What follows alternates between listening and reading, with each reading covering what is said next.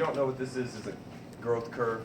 Back here in 2012, 2002, but over the course of this time frame right here, they did about $3 billion of global sales. $3 billion. And right now, isogenics is still an unheard of commodity. Most people don't know what it's all about. You ever think to yourself, man, I wish I had an opportunity to buy Microsoft stock when nobody knew about it, or Apple stock would be a better analogy today. I wish I knew about Apple when they first came out, or I wish I knew they were going to be that big. But there are no crystal balls. Today, we think we have a crystal ball. The reason why we think we have a crystal ball is because $3 billion of accumulated sales in about 8 countries. Today we're open up in 13 countries, and we have aspirations to open up another 100 countries over the next several years. Last week I was on the back of the ship on the last day of the cruise in coming into Venice, Italy, with the company founder, Jim Coover. Just him and I, from 12 midnight till 3 a.m., 3 hours. And I will tell you, we're sitting on a flippin' gold mine. We really, really are. Here's the reason why. 87% of all the orders going through this company every month are less than 100 points. If you're new, maybe that doesn't make sense to you. It just means that people are just ordering specific products that they like to use on a monthly basis. When they run out, they reorder them. 87%. That means 13% of the orders going through the company are being done by people who have an interest in the opportunity. 13%. And so we're doing right now some huge numbers. This year, there's a good possibility we'll do $1 billion for the very first time, just this year. And so as we've accumulated $3 billion over this time frame, within the next 36 months, we'll probably do another $3 billion, which means the information is getting out. And it's getting out rapidly right now. And it's getting out through different avenues. Word of mouth, belly to belly, social media can really expose massive amounts of people in a short amount of time. So what does that mean for you? Have you ever thought to yourself, how am I going to do it? Like the bills, working every week and week in, week out, and there always seems to be a lot more month at the end of your money. You ever feel like that? It's like, man, there's always a lot more month at the end of in popular business, like Warren Buffett, Donald Trump, Paul Zane Pilzer. They all say the same thing. Robert Kiyosaki. You've got to leverage yourself today. We're in a day and age right now where franchising is not the way to go. It used to be people thought the way to create financial stability was to buying a business, a franchise, perhaps spending $100,000, $200,000, $300,000 to open up a business, working for 5 to 10 years in order just to come out of the red, in order to make a slight profit. And when I say a slight profit, most franchise owners will tell you that the profit ceiling or margin after the 5 years is probably about $100,000 to $200,000 annually. You look at people like Carol Tonkin, and your story is phenomenal. She's making about $20,000, $25,000 a month right now, off of a fluke phone call. No fluke phone call. There are no Yeah, I mean, it's wild how it happens, but you've got to say to yourself, what are you going to do to make your dreams, your financial dreams, a reality? Wouldn't it be nice to do it in conjunction with getting healthy, in conjunction with losing some body fat, gaining some lean tissue, maybe prolonging the aging process? And if you're my age, I'm 50 years old, you start to think like this. I'm like, I'm 50 years old. I'm like, goodness gracious, if I live another 30 years, might live to 2045, that seems right around the corner, doesn't it? That seems right around the corner to me. Like, what are you going to do to make your life different? Are you going to, because if you continue to do the thing, if you don't make a change, no change will come. And sometimes it takes courage to take that first step. Yeah. It really does. It's scary. When we took the first step into this, I was scared. I was like, oh no, not one of those things. There she goes. Right, there she goes again, off on her wild campaigns of making. Not one. But when I looked at it, and I'll get to the multi-level thing in a second. We became students of the direct sales industry. I know what multi-level marketing is. I know how these companies can grow and the examples of some people who make some serious money. But I also know why they're called multi-level marketing companies. They're called multi-level marketing companies because they pay you on levels and generations, but there's a cap, there's a limit on how many levels and generations you'll be paid on. Everybody following me? Who's not following me? I'll give you for example. I tell this young lady, Miss Teen Charlotte. and then she tells Dennis, and then Dennis tells Tom, and Tom tells you, and then you, and then you. And all of a sudden, 1, 2, 3, 4, 5, and I'm capped at 5. It's multi-level marketing. There's 5 levels, 5 generations. They all become leaders, and all of a sudden, you tell Mandy, and Mandy hits the ball out of the park and becomes the biggest, most productive person in the world in the company. Was she there because I initiated this curve? Yes. Absolutely. You know what multi-level marketing does? Oh, you don't get beyond 5th level.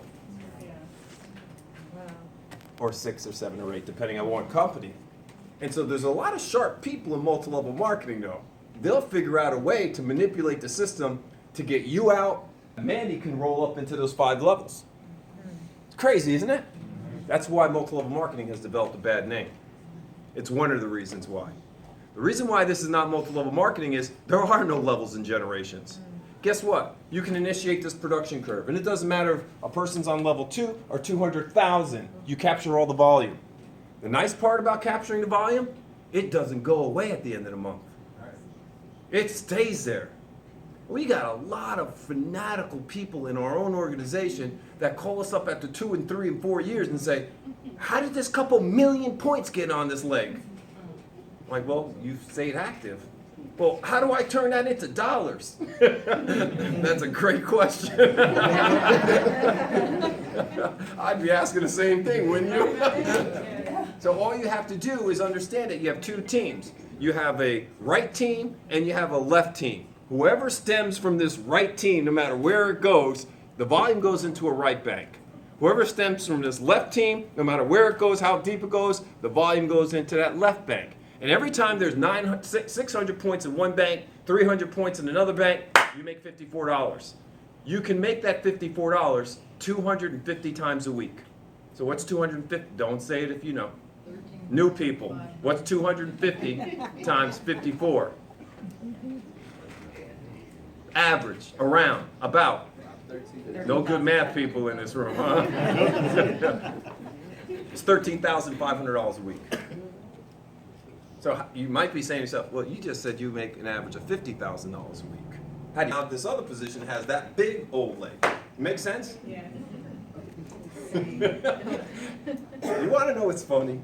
As massive and as lucrative as this is, we find ourselves teaching this to an 11-year-old. We're getting our 11-year-old daughter to understand this, and she's practicing it because we offered her $10 if she can explain the compensation plan. He does a great job. We're having this big event. We're having this big event in Atlanta. There's people flying in from Australia, British Columbia. They're coming in from all over, right? I want my 11-year-old daughter to explain the compensation plan there. I really do. Why? So people can see the simplicity of it. Because it's not difficult. It really isn't. All you need to do is initiate the production curve. And so people struggle with this. And so what we do from a training perspective is we want to know why people struggle with it. And you know what it boils down to? People are afraid to be rejected by other people. They really are. And so I have in my pocket some Tic Tacs. Because, you know, we're going to talk afterwards. I don't want to offend anybody. All right, take a Tic Tac. And she says, oh, can I have one? I said, yeah, you can have one. Would you like one? Thank you. And then she says, no, I don't want one. Yeah, I do. Somebody say I don't want one. I'm good. You're good. Somebody else say I'm good. Okay. So I offered them the Tic Tacs, right? 2 said yes, 2 said no. I put the Tic Tacs back in my pocket. I'm going to go back to explaining what I'm talking about. I don't take it personally that they didn't want my Tic Tacs. Well, Altoids. I don't take it personally. I offered it to them. They don't want it. Next. Treat this business like this. You offer this to people. Most everybody's going to want the physiological impact that the products do have for people. Most everybody. Most everybody. Especially if they do their research and they start to figure out, why are most of the top professional athletes, NBA, NFL, fitness competitors, Major League Baseball, why are they using this product line? Could it possibly be because it's the best that they can find on the face of the planet? Absolutely. And is it too expensive to use? Not at $3.50. I don't even know what a shake costs. About $3 a shake. $3 a shake will give you more dense nutrition than any meal you can possibly find. I guarantee it. I guarantee it. And if you just drink 2 of those a day and did nothing else and just went on your way and eat your regular meals, you're going to see a profound impact physiologically in your body. That impact becomes compelling evidence to people who know you. They look at you and they go, "Holy smokes, what have you been doing for the last 2 weeks?" And you say, "Well, I went to this stupid thing," and, well, not stupid. I went to this thing and I was turned on to this stuff and it's great. Well, sell me some. That's what they'll say. Sell me some. I had that happen to me initially when I lost 4 inches off my waist. People say, "Well, sell me some of that." I'm like, "Well, I'm not a salesperson for this company." And they say, "Well, sign me up." I'm like, "Sign you up? I don't sign people. I can help you set up an account." Then it dawned on us. All we do is help people set up these accounts, these wholesale buying accounts. And they buy directly from the company. So none of us become salespeople. The company sells directly to the end-line consumer, to the associates. All we do is introduce them to what's going on with Isogenics. That's it. And if they love it, great. If they don't love it, just like the Tic Tac, next. Because there are billions of people on this planet. Billions. And no one has been exposed, relatively speaking, to Isogenics. We're anticipating that over the course of the next 36 months, there's probably going to be 1 million people who hear this message and say, "I want to do that." 1 million people setting up these accounts, 1 million new people setting up these accounts, will take us to about $3 billion annually. $3 billion. That'll put us in the top 10 direct sales companies on the face of the planet. And the other 9 are all over 50 years old as I speak. We're going to be 16. So what's separating us? What's making it I had that question today from a leader. What's making Isogenics so different than anything everybody else? And I said, I don't know. All I know is that we've got great products in demand by the masses of people. We got a simple compensation plan, and we got stories of people who are changing themselves, physiologically speaking and financially speaking. We've already created over 160 millionaires in this company, and they seem to be popping up every time you turn around. Hey, congratulations, so-and-so just became the next Isogenics millionaire. Hey, congratulations, so and it's like, wow, inevitably everybody will make $1 million with this company if they stay around long enough. Inevitably. We have a neat story. He should be here, so I can taunt him. I like taunting him. So we move into this neighborhood. One of the neighbors enrolls in Isogenics. He goes, "I got a friend I want you to speak to." Is Lynn still here in the back? Lynn Cola? Hey, Lynn.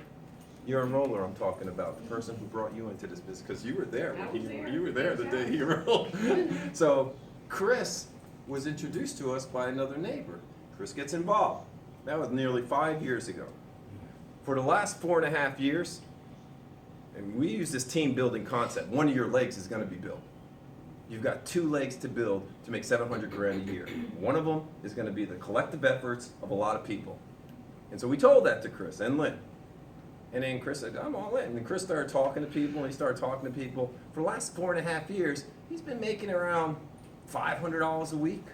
Not bad, right? Good supplemental income for anybody, $500 a week, but you certainly can't live on $500 a week.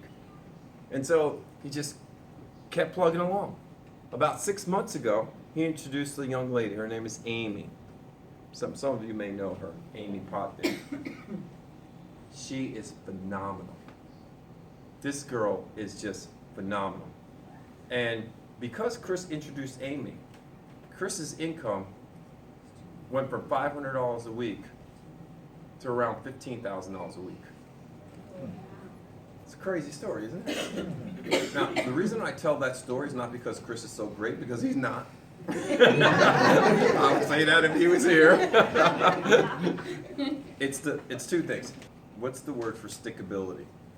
Perseverance. The perseverance of Chris. He stuck around long enough until somebody emerged that made his business go boom. That story is going to happen for some of you. That story, I'm positive, beyond a shadow of a doubt, will happen to some of you. If you plug in, you've got to plug in. We've got the greatest environment in this company. I'm convinced of it. I'm convinced of it. We were just on this cruise with 8 of the top associates in the whole world out of 500,000. And they figured out that we were excited again, and I saw the look of fear on their faces.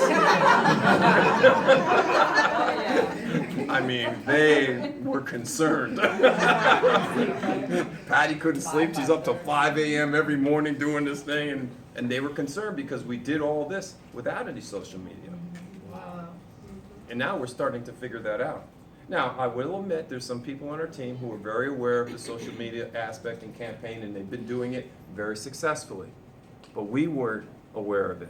And when we become aware of it, everybody on our team becomes aware of it. Isn't that cool? Yeah. So yeah, we're all